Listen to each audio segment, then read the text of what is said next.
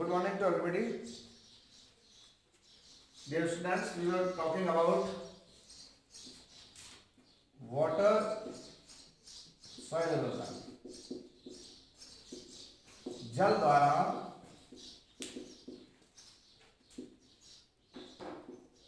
मृदा का क्षरण, इस पर हम बात कर रहे थे और मैंने बताया था आपको कि किस तरह से जल क्षरण होता है और जल क्षरण के क्या प्रकार होते हैं। उसके बाद मैंने ये बताया था आपको कि जल क्षरण को रोकने के उपाय, और इसमें एक उपाय हमने कल पढ़ लिया था, वो है जैविक विधियों के द्वारा क्या क्या उपाय किया जा सकता है वो। और आज हम पढ़ाएंगे आपको यांत्रिक विधियों का उपाय। जैविक विधियों के उपाय और यांत्रिक विधियों के उपाय में एक सामान्य से फर्क नजर आता है। जैविक का मतलब होता है जो जैविक क्रियाओं से संबंधित हो, जीवधारी से संबंधित हो, शस्य क्रियाओं से संबंधित हो। ये यांत्रिक विधियां जिसमें हम लोग हाथ से या भौतिक विधियों से जो उपाय किए जाते हैं वो सारे यांत्रिक, यंत्रों से उपाय करने वाले, हाथों से उपाय करने वाले, जिसके अंदर हमारा फिजिकली असिस्टेंस होता है, वो कहलाती है mechanical methods. These are biological methods. Biological methods, this is mechanical methods. Mechanical methods में एक एक करके हम आपको सारी विधियां बताते हैं। मैकेनिकल मेथड्स में पहली विधि थाला बनाना या कैरी बनाना।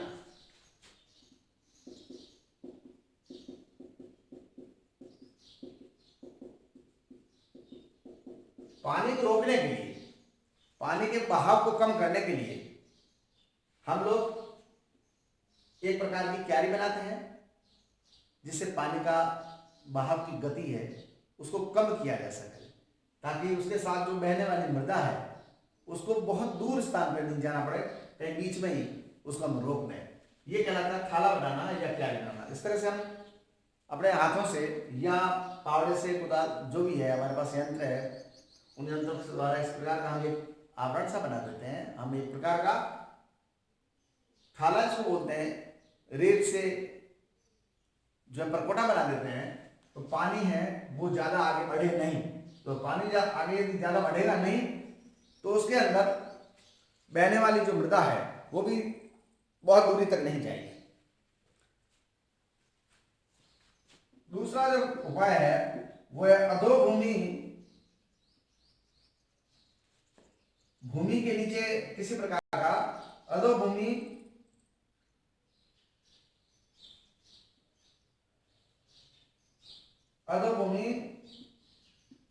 खाना। आपने भूमि के ऊपर जो इसकी मोटी परत है, जो ऐसी परत है जो कठोर है, उसको आप खुरच दीजिए या खोद करके हटा दीजिए, तो क्या होगा, पानी जमीन के अंदर समा जाएगा, वो मिट्टी को बहाव करके नहीं ले जाएगा, जमीन के अंदर समा जाएगा पानी। आप उसको गहरी जुताई कर सकते हैं, अधोभूमि गहरी जुताई।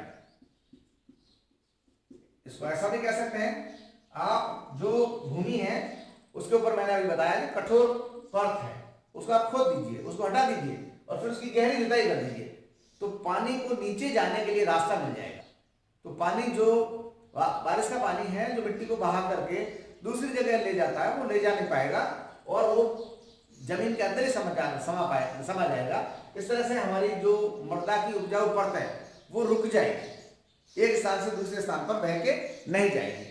तीसरी विधि है वो है कंटूर बनाना। इसमें हम जो ढलान वाली मृदा है जहां पानी बहुत तेजी से जाता है और वहां वैसे भी जो है मृदा का रुकने का कोई स्थान नहीं होता है, फिर थोड़ा पानी और तेज गति से जाएगा तो वहां पर के थोड़ी बहुत जो रही सही मिट्टी है, जो उपजाऊ मिट्टी है, वो तुरंत चली जाएगी। तो ऐसे स्थान पर हम ढलान के विरुद्ध, ढलान के समकोण पर, ढलान के समकोण पर हम कंटूर बनाएंगे जिससे मृदा का बहाव हम रोक देंगे। कंटूर है, या हम इसको खाई भी बोल सकते हैं, कुछ भी कह सकते हैं, ठीक है। कंटूर खाई भी है, कंटूर टेरस भी है। इसको दो भागों में बांट लें, यहां पर लिखें कंटूर टेरस बनाना, ओके। या इसको दो भागों में बांट दो या फिर अलग अलग लिख दो, कंटूर खाई बनाना।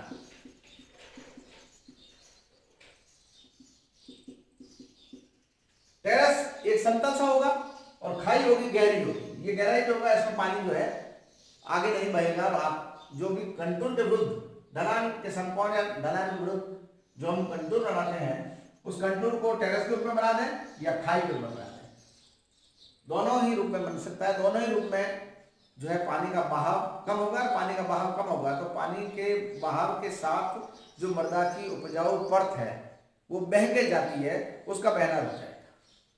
तो ये कल एक बात रह गई थी जो मैंने आपको जल द्वारा मृदा के क्षरण में नहीं बताई थी। जैविक विधियां मैंने कल आपको बता दी थी, जल क्षरण के तरीके मैंने आपको बता दिए थे और जल क्षरण क्या है ये बताया। अब जो एक और बिंदु है मृदा के क्षरण का, वो है वायु द्वारा मृदा का क्षरण, बाय एयर, वायु द्वारा मृदा का क्षरण।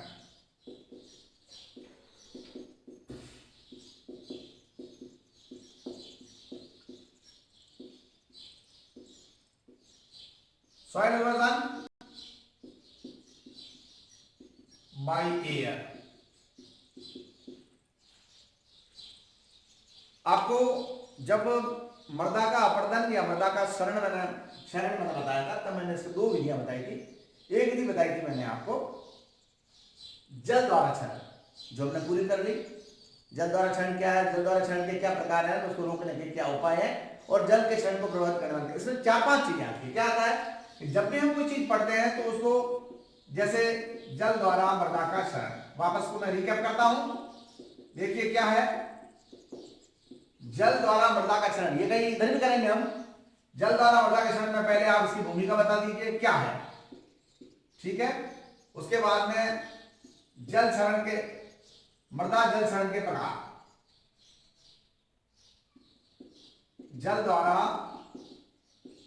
मृदा क्षरण के प्रकार, ये मैंने 4 बताए थे कल आपको, 1 2 3 4, बोछार, परत, रिल और अवनालिका। लिख देता हूं मैं वापस। बोछार द्वारा,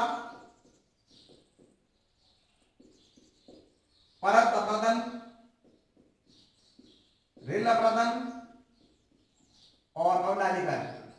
ये वापस रिकैप हो रहा आपका, मैं आपको करवा चुका हूं।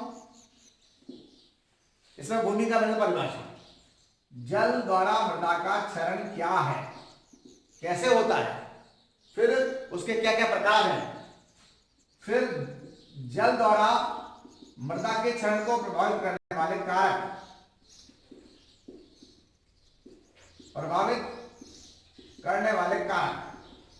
इसमें मैंने आपको बताए थे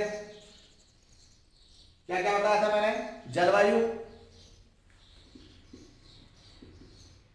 मृदा की प्रकृति, जलवायु बताई थी, मृदा की प्रकृति बताई थी, और ये दूसरे जो उपाय बताए थे भौतिक कारक बताए थे, ये सब। फिर है जल द्वारा मृदा के अपरदन को रोकने के उपाय हम ये कर चुके हैं, लेकिन मैं आपको रिकैप करके बता रहा हूं। इसमें 2 विधियां बताई थी मैंने आपको, एक जैविक विधि और एक यांत्रिक। ये पूरा हो गया आपका बिंदु।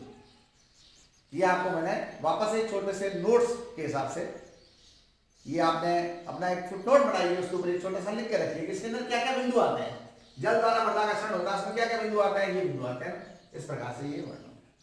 अब मैं ले रहा हूं आपका वायु द्वारा मृदा का क्षरण। इसमें भी सबसे पहले वही भूमिका और परिभाषा क्या है ये, what do you mean by soil erosion by air? भूमि द्वारा मृदा वायु द्वारा भूमि का क्षरण किस प्रकार से होता है। अब तेज गति से चलने वाली वायु या अंधड़ या आंधी जब आती है तो मृदा के कणों को उछालती है। और जैसा कि आप लोग सब जानते हो कि मृदा के कणों के बीच जो ससंजन बल है और असंजन बल है वो मृदा की प्रकृति के अनुसार अलग अलग प्रकार का होता है। और जहां रेगिस्तान में, मरुस्थल में, जहां ये अंधड़ आंधियां और तेज हवाएं चलती है, वहां की जो मिट्टी है उसके अंदर पाए जाने वाले जो मृदा के कण हैं उनके बीच का ससंजन और असंजन बल कमजोर पड़ जाता है और मृदा के कण उछलने लगते हैं और मृदा के साथ एक स्थान से उड़ करके दूसरे स्थान पर चले जाते हैं और ये मीलों दूर चले जाते हैं और जाके वहां पे टीलों का रूप लेते हैं, टीलों का रूप लेते हैं, चापाकार टीले बन जाते हैं, त्रिकोणाकार टीले बन जाते हैं, प्रकार अलग अलग प्रकार के टीले बन जाते हैं। और ये मरुस्थलीकरण का सबसे बड़ा कारण है। अगले क्लासेस में आप जाके पढ़ोगे डेजर्टिफिकेशन, तो डेजर्टिफिकेशन का सबसे बड़ा कारण है। एक तो कारण क्या है, एक तो यहाँ जो हम रेगिस्तान की बात कर रहे हैं यहाँ का तापक्रम उच्च है, यहाँ पे वनस्पति नहीं है, यहाँ पे वायु शुष्क है, यहाँ पे हवा का वेग बहुत ज्यादा है और वर्षण कम है, इसलिए यहाँ पे वायु द्वारा मृदा का क्षरण सर्वाधिक होता है। ओके, अब हम दूसरी बात ले रहे हैं इसके प्रकार। वायु द्वारा मृदा क्षरण के प्रकार, उसमें मैंने आपको बताया था जल द्वारा मृदा क्षरण के प्रकार, वो 4 लिखे हुए पड़े, इधर में लिखा हूं 3। एक तो है उच्छलन,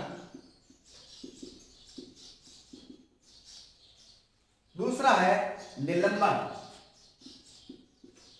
और तीसरा है वो है अवकर्षण या घर्षण, अवकर्षण। ये इसके 3 या सतह सर्पण भी इसको कह सकते हैं अपन, सतह सर्पण। इसको समझिए आप,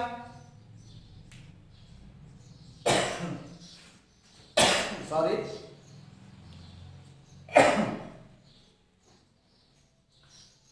उच्छलन। अब आप जानते हो कि जब मैंने आपको शुरू किया था चैप्टर को आज, तब मैंने बताया था कि मृदा के कण जो है तेज हवाओं से या हवा की तेज गति से शुष्क हवाएं बहती है, चलती है, उससे ये मृदा के कण ऊपर उछलते रहते हैं। मृदा के कणों की साइज 0.1 से 0.05 ये मिलीमीटर तक की होती है। ये कण जो है आपस में उछलते हैं, उछल करके एक स्थान से दूसरे स्थान पर चले जाते हैं। हवा के कण जो होते हैं ये मृदा के हवा के जो हवा होती है, हवा जो है मृदा के कणों को उछालकर एक स्थान से दूसरे स्थान पर ले जाती है। ये हो गया उच्छलन। दूसरा पॉइंट है वो है निलंबन या सस्पेंशन। निलंबन या सस्पेंशन, निलंबन और सस्पेंशन में क्या होता है कि जैसा अभी आपने देखा कि 0.1 से 0.5 या 0.05 मिलीमीटर मृदा के कणों की साइज होती है। ये मृदा के कण जब तेज गति से मृदा आती है, सॉरी, जब तेज गति से वायु चलती है और शुष्क वायु होती है, उस समय ये मृदा के कण ऊपर उछलते हैं और ऊपर उछल करके एक स्थान पर आके वापस गिरते नहीं है। यहां था उच्छलन। उच्छलन में क्या था, मृदा के कण वायु के वेग से उछलते हैं, उछल कर एक स्थान से दूसरे स्थान पर चले जाते हैं। वायु के कण सॉरी, यहाँ पे मृदा के कण वायु में थोड़े समय तक निलंबित रहते हैं। आपने गांव में सुना होगा वायु प्रताप, जिसको आप बंतौलिया बोलते हो, अंधड़ होता है, बातोलिया बोलते हो, बंतौलिया बोलते हो, पता नहीं किस गांव में ऐसा कुछ बोलते हैं। ये इस प्रकार से एक भंवर होता है, वायु का भंवर। इस वायु के भंवर में ये मृदा के कण काफी समय तक पड़े रहते हैं और धीरे धीरे वायु का भंवर वायु के झोंके के साथ एक स्थान से दूसरे स्थान पर बह के जाता है और उसके साथ ये निलंबित दशा में पाए जाने वाले कण किसी दूसरे स्थान पर गिरते हैं और इस तरह से एक स्थान से दूसरे स्थान पर मृदा के कणों का बहाव हो जाता है और ये मृदा के कण उड़कर चले जाते हैं। समझ आई आपको बात? इसमें क्या था, उछलन में मृदा के कण उछले और अपने उछल कर उस स्थान पर वापस नहीं आए, तेज हवा चली, मृदा के कण उछले और वो एक स्थान छोड़कर दूसरे स्थान पर जाके गिर गए। यहाँ पे क्या है, यहाँ काफी समय तक ये मृदा के कण जो उछले हैं ये वायु के साथ एक भंवर जाल में रहते हैं और वहां में ये निलंबित अवस्था में पाए जाते हैं और ये धीरे धीरे निलंबित अवस्था वाला जो भंवर होता है ये एक स्थान से दूसरे स्थान धीरे धीरे आगे बढ़ता है और उसके साथ वायु के कणों को भी बहा के जाता है और वहां फिर जाके नीचे स्लो डाउन होता है, नीचे गिरता है, तब जाके जब मृदा के कणों का भी फॉल होता है और इस तरह से मृदा एक स्थान से दूसरे स्थान पर चली गई। और ऐसी मृदा जिसकी ऊपरी उपजाऊ परत, आपको समझना यही है मृदा का अपरदन हमारे लिए हानिकारक क्यों है। मृदा का अपरदन या मृदा का क्षरण हमारे लिए हानिकारक इसलिए है कि मृदा की ऊपरी उपजाऊ परत एक स्थान से उड़ करके दूसरे स्थान पर जा रही है और मृदा को एक प्रकार का लॉस दे रही है, किसान को एक प्रकार का लॉस दे रही है in the form of suspension of sir. इसमें भी आपको समझना यह है कि वायु की तेज गति जब मृदा के कणों को उछालती है तो मृदा के कण उछलने के साथ आपस में एक दूसरे से रगड़ खाते हैं, एक दूसरे से आकर्षित होते हैं, उनकी सतह का सर्पण होता है और वो फिसल करके या खिसक करके एक स्थान से दूसरे स्थान पर चले जाते हैं। This is called as surface creeping. Surface creeping, ये सरफेस क्रीपिंग है, सरफेस क्रीपिंग, बहुत ही सरफेस क्रीपिंग। इसमें रगड़ खाते हुए एक स्थान से दूसरे स्थान पर क्रीप करते हुए मृदा के कण जाते हैं, ये कहलाता है आपका अपकर्षण। अब तीसरा बिंदु, इसमें पहला बिंदु हो गया जिसमें आपको मैंने बताया कि वायु द्वारा मृदा का क्षरण क्या है। दूसरा बिंदु बताया वायु द्वारा मृदा के क्षरण के क्या क्या टाइप्स हैं। अब तीसरा बिंदु बता रहा हूं वायु द्वारा मृदा के क्षरण को प्रभावित करने वाले कारक। वायु द्वारा मृदा के अपरदन को प्रभावित करने वाले कारक, factors affecting soil erosion by air. पहला कारण जलवायु। उन स्थानों पे जहां की जलवायु शुष्क है, जहां तापक्रम ज्यादा है, जहां तेज हवाएं चलती है, जहां अंधड़ है, जहां आंधियां हैं, वहां पे वायु द्वारा मृदा का क्षरण सर्वाधिक होगा। हम जानते हैं कि ये जो रेगिस्तान बन रहा है, धीरे धीरे रेगिस्तान जो है, डेजर्टिफिकेशन जो है धीरे धीरे ज्यादा होता जा रहा है। उसके ज्यादा होने का कारण यह है कि वायु द्वारा मृदा का क्षरण हो रहा है और वायु द्वारा मृदा के क्षरण को जब तक रोका नहीं जाएगा तब तक ये डेजर्टिफिकेशन बढ़ता जाएगा। इसके लिए हम आगे आपको बताएंगे वायु द्वारा मृदा के क्षरण को या मृदा के अपरदन को रोकने के उपाय करेंगे। उन उपायों में आप चीजों को देखोगे। पहले ये चीज देख लीजिए, जलवायु, मृदा की प्रकृति या मृदा की बनावट। मृदा की प्रकृति या मृदा की बनावट, अलग अलग स्थानों की मृदा जो है अलग अलग प्रकार की होती है।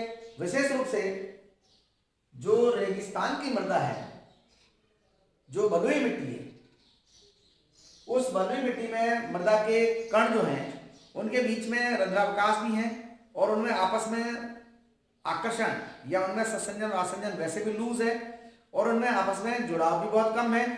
और थोड़ा सा यदि वायु का झोंका तेज आ जाता है तो सर्राट की आवाज से, आपने सुना होगा, आपने इसको महसूस किया होगा, आपने इसको अनुभव किया होगा कि जब तेज हवा चलती है या हवा का कोई झोंका आता है तो आपके उस हवा का झोंका उसके साथ वायु के कणों को उड़ा के ले आता है, वो हमें लगते हैं या वो किसी झाड़ी में जा पहुंचते हैं तो वहां पे सरसराट की आवाज भी हम महसूस करते हैं। ये चीजें आपने गांव में देखी हो। तो मृदा की प्रकृति भी वायु द्वारा मृदा के क्षरण को प्रभावित करती है। फिर है मृदा आवरण। इसके बारे में मैंने कितनी बार बात करी है आपसे, सॉइल कवर। यदि मृदा अनावृत है, यदि मृदा नग्न है, यदि मृदा पे किसी प्रकार की वनस्पति नहीं है, यदि मृदा वनस्पति विहीन है, ऐसी मृदा जिसके ऊपर किसी प्रकार का कोई आवरण नहीं है, अनावृत है, वनस्पति विहीन है, ऐसी मृदा के अप्रदन होने की सबसे ज्यादा संभावना है। क्योंकि मृदा के जो कण हैं वो किसी प्रकार से किसी ढकाव में नहीं है, किसी आवरण में नहीं है, और वायु के सीधे संपर्क में आएंगे। यदि उसके ऊपर किसी प्रकार की थोड़ी बहुत वनस्पति है, या उसके ऊपर किसी प्रकार का कोई आवरण है, या मृदा आच्छादित है, समझिए आप, आच्छादित मृदा, अनाच्छादित मृदा, नग्न मृदा, ये सारी बातें ध्यान में रखिए।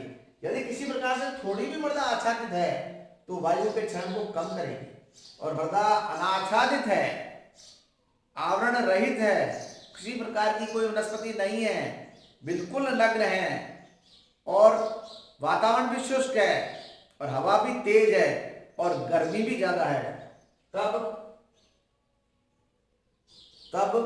आप समझ सकते हैं कि मृदा का क्षरण कितना तेजी से होगा। मृदा के कण एक स्थान से दूसरे स्थान पर निश्चित रूप से वेग के साथ जाएंगे। चौथी बात, मानवीय क्रियाएं। हमने जलीय जो मृदा का क्षरण देखा था जल द्वारा, उसमें भी हमने मानवीय क्रियाएं देखी थी। इसमें मनुष्य है, यह वनस्पति को नष्ट करता रहता है, पेड़ों को काटता रहता है, झाड़ियों को काटता रहता है। रेगिस्तान में कैर की झाड़ियां हैं, खींप है, ये ऐसे वृक्ष हैं, ये ऐसी झाड़ियां हैं जो मृदा के क्षरण को कम करती है, और हम हमारे स्वार्थ के लिए या हमारे हितार्थ इनका हम दोहन करते रहते हैं, इनको हम काटते रहते हैं, अंधाधुंध कटाई करते रहते हैं वृक्षों की, जिससे मृदा बहुत ज्यादा नग्न हो जाती है। और उसके बाद ये जो एरिया है, यहाँ पे मनुष्यों का खेती के बाद दूसरा स्थान पशुपालन में है। पशुओं को रखते हैं, और पशुओं की चराई के लिए उन्हें ऐसे स्थानों पर ले जाते हैं जहां पे थोड़ी बहुत वनस्पति होती है या घास फूस होती है, पशु उनको खाते हैं, बकरी है, गाय है, ये जाते हैं वहां पे, अपने खुरों से जमीन को रौंदते हैं, घास को रौंदते हैं, और मृदा के कणों को शिथिल करते हैं, और मृदा आवरण से विहीन करते हैं, मृदा को अनावृत करते हैं, उसको नग्न करते हैं या अनाच्छादित करते हैं, जिससे वायु द्वारा मृदा का अपरदन तेजी से होता है। अब बहुत ही जरूरी है ये सारी चीजें समझने और पढ़ने के बाद में इसको किस प्रकार से रोका जाए। यदि ये मृदा का अपरदन नहीं रोका जाएगा तो आने वाले समय में रेगिस्तान जो है, इसमें रेगिस्तानी भागों में या देश के वे भाग या राजस्थान के वे भाग जहां पे मरुस्थलीकरण नहीं है, वहां भी मरुस्थलीकरण हो जाएगा। क्यों? क्योंकि हम लोग जो मानवीय क्रियाकलाप हैं उस पर ध्यान नहीं दे रहे हैं, उसके अलावा दूसरी जो जरूरी बातें हैं उसके ऊपर हमारा किसी प्रकार का कोई अटेंशन नहीं है। तो now let us start the last point of this issue, soil erosion by air, वो है इसे रोकने के उपाय। मृदा के वायु द्वारा क्षरण को रोकने के उपाय।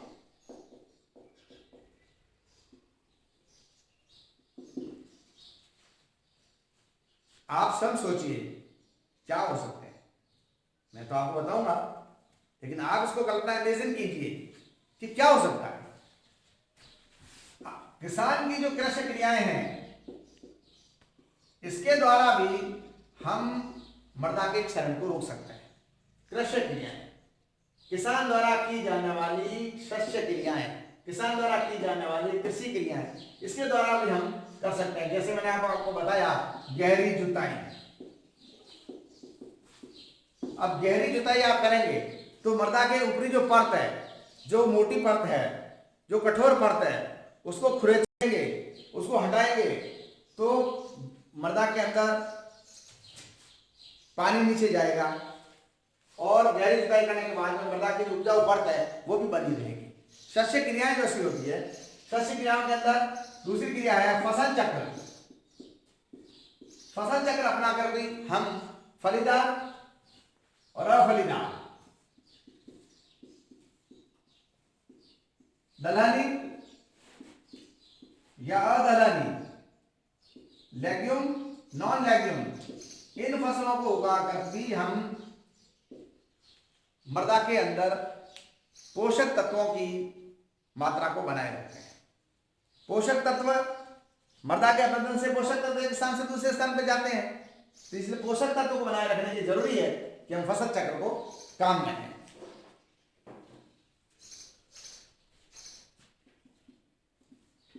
वायुरोधी पट्टियां, अभी मैंने थोड़ी देर पहले बात करी है, वेरी वेरी इंपॉर्टेंट। यदि हम मृदा के अपरदन को रोकना है, हमारे को बहुत जरूरी है कि मृदा के अपरदन को रोकना है तो हमारे को वृक्षारोपण ज्यादा करना है। ये वर्षा के लिए जरूरी है और मृदा के वायु के अपरदन को रोकने के लिए जरूरी है। वृक्षारोपण आप ज्यादा करेंगे, डिफॉरेस्टेशन नहीं, एफॉरेस्टेशन। एफॉरेस्टेशन पे हमारा ध्यान यदि ज्यादा जाएगा तो खेत में या खेत के आसपास जोड़ने वाली हमारी जो उपजाऊ मृदा है वो लंबे दूरी तक नहीं जाएगी, है ना। एक स्थान से दूसरे स्थान पर थोड़े से समय उसे एक साथ जाएगी। इसके अलावा हम ऐसी झाड़ियां भी उगा सकते हैं जो मृदा के कणों को उलझाए रहती है, जैसे खीप है, जैसे थोर है, जैसे केर है, ये इस प्रकार की झाड़ियां हैं। बोराबिया, बोहेराबिया, ये कुछ ऐसे पौधे हैं, झाड़ियां हैं जिसको यदि हम उगाते हैं तो ये मृदा के कणों को बहुत दूरी तक ले जाने में सफल नहीं हो रोक पाएंगे इसको। ये मृदा के कण वायु द्वारा बहुत दूरी तक नहीं, वायु उसको नहीं ले जा पाएगी, वायु बहुत दूरी तक मृदा के कणों को ले जाने में सफल नहीं होगी, क्योंकि ये जो पेड़ हैं, ये जो झाड़ियां हैं, ये मृदा के कणों को अपने में उलझाए रखेंगे। इसके अलावा हम यदि ऐसी कोई घास फूस लगा देते हैं, जैसे दूब घास, जैसे अंजन घास, जैसे नेपियर घास, इससे यदि हम मृदा का आवरण बना लेते हैं, मृदा को आच्छादित कर देते हैं, मृदा अनावृत नहीं रहेगी बेटा। और जब मृदा अनावृत नहीं रहेगी तो नेचुरली मृदा के कणों को आसानी से उड़ने में सफलता नहीं मिलेगी, चाहे वायु हो चाहे जल हो। बिल्कुल तय है, पहली फर्स्ट एंड फॉरमोस्ट थिंग कि मृदा का आवरण यदि है तो काफी हद तक हम लोग सफल हैं। किसके लिए? मृदा के अपरदन को रोकने के लिए। उसके बाद में आप ये झाड़ियां भी लगाइए जिससे मृदा के कण बहुत दूरी तक नहीं जाए। वृक्षारोपण भी कीजिए, खुला मैदान नहीं होना चाहिए। यदि एकदम पूरा सपाट दूर दूर तक कहीं कोई पेड़ दिखाई नहीं दे रहा है, दूर दूर तक कोई किसी प्रकार की वेजिटेशन नहीं है, दूर दूर तक कोई झाड़ी नहीं है, किसी प्रकार का बिल्कुल एकदम मैदान पड़ा है, तो वायु का वेग और ज्यादा तेजी से चलेगा और मृदा के कण बहुत दूरी तक उछलते हुए जाएंगे। लास्ट बात और है आपकी जिसको मैं बता देता हूं, वो है तीसरी। अब जो मृदा बह करके एक स्थान से दूसरे स्थान पर चली गई है, उसका क्या इलाज करना है बेटा, ये भी सोचो आप कि जहां भी मृदा के टीले बने हैं, टीबे बने हैं, उनको भी आप वनस्पति से आच्छादित कर दीजिए। टीलों को आच्छादित करना।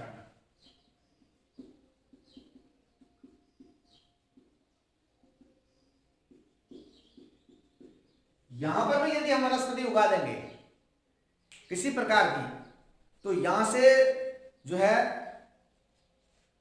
मिट्टी या मृदा वायु द्वारा एक स्थान से दूसरे स्थान पर उड़कर नहीं जाएगी। इसलिए टीलों को आच्छादित करना is also one of the most important factor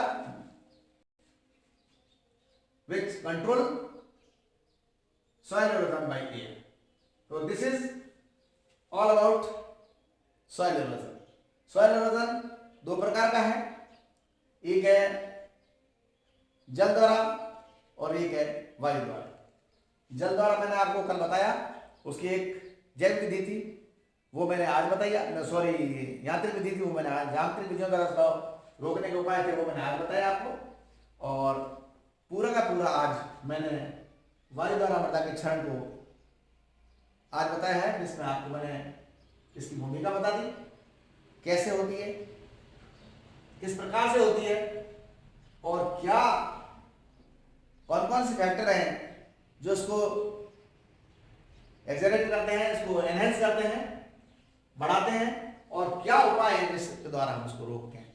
इसमें आपका शुरू में हम शुरू किया था पाठ को, तब मैंने बताया था 1 नंबर का सवाल, 2 नंबर का सवाल। 1 नंबर का सवाल इसमें भी आ सकता है, वायु रोधी पट्टियां वाले वो झाड़ियों के नाम लिखो, या घास का नाम लिखो, या वृक्षारोपण वृक्षों के नाम लिखो, ये भी आ सकता है। इसके अलावा आपसे ये भी पूछा जा सकता है निलंबन क्या है, या सतह संवरण क्या है, या उत्खनन क्या है, ये सारी चीजें भी आपसे पूछी जा सकती है। दो भाग हो गए इस पाठ के। एक तो हुआ है आपका सस्य विज्ञान क्या है, और सस्य विज्ञान के कार्य क्षेत्र और उसके उद्देश्य। दूसरा भाग हुआ है मृदा का, और उस मृदा में आपको मैंने बहुत सारी बातें बताई, और उसके बाद जुड़ती हुई बात बताई थी मृदा का अपर्दन, जो जल द्वारा और वायु द्वारा। और इसका जो लास्ट पॉइंट है वो है बीज। सस्य विज्ञान में जैसा कि आप जानते हो कि मृदा के अंदर बीज डाला जाता है, वो बीज किस प्रकार का होता है उसके बारे में आपको जानकारी दी जाएगी। तो इस बिंदु को कल पे डाल देते हैं। आप लोगों की पढ़ाई कैसे चल रही है बताइए मुझे। यदि आपकी पढ़ाई ठीक नहीं चल रही है तो आप मेरे साथ बने रहिए और पढ़ाई करते रहिए। यदि आप पीछे रह जाएंगे तो बड़ी दिक्कत हो जाएगी बेटा, और फिर इसको आप कवर अप नहीं कर पाओगे। कल या फिर day after tomorrow I will be completing this chapter which is for 3 marks. One question very short and second question of 2 number will be asked. ये पैटर्न मैंने आपको शुरू में बताया था, तो आप ध्यान दीजिए। और मेरे आप लोग ये भी ध्यान रखिए कि आप स्कूल से जुड़े रहिए। आप अपने जो नंबर है उसको देख लीजिए, यूट्यूब पे ये आपका प्रसारित हो रहा है, उसको आप देखिए। अभी कोरोना की वजह से आप घरों से बाहर नहीं निकल रहे हैं, बहुत अच्छा कर रहे हैं। Be safe, remain at home, but do your proper study. So that's all for today. Have a nice day.